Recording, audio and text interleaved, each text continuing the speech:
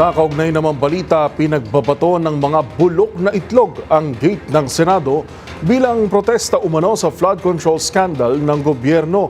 Sigaw ng mga nagpoprotesta, naghihirap ang mga Pinoy dahil din mismo sa kanilang sakim na gobyerno. Ang mga pinakahuling detalye mula sa labas ng Senado, ibabalita live ni Giselle Ricafort. Giselle, kamusta na yan? Joel, sumugod ang nasa 100 miyembro ng Bunyog Party sa gate ng Senado dito sa Pasay City upang kondenahin ng flood control scandal.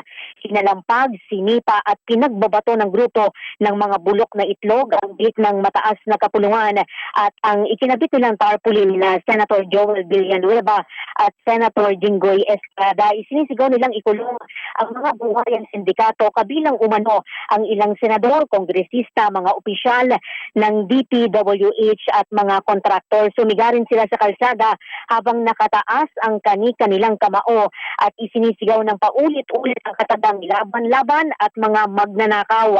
Bitbit nila mga placard na may katagang cheese, wala kang heart, Joel is lying, Jinggoy, Grand Slam ka na, Mark Villar magnanakaw at kabuhayan, hindi flood control scam. Apila ni Bunyog Party BP Engineer Maria Blinda Cebalya, wala sanang santuhin ang binuong Independent Commission ng Pangulong Bongbong Marcos, talupa ng katotohanan, panagutin ang mga nakinabang sa pagbubulsa ng kaban ng bayan.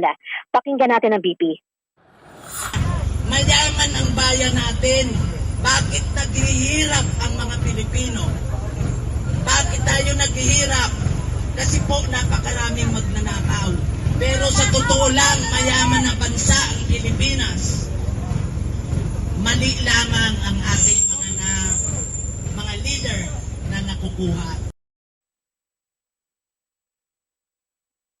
Ito si Giselle Ricafort para sa DZRH sa Pilipinas, una sa Pilipino. Live mula sa Pasay City, maraming salamat, Giselle Ricafort.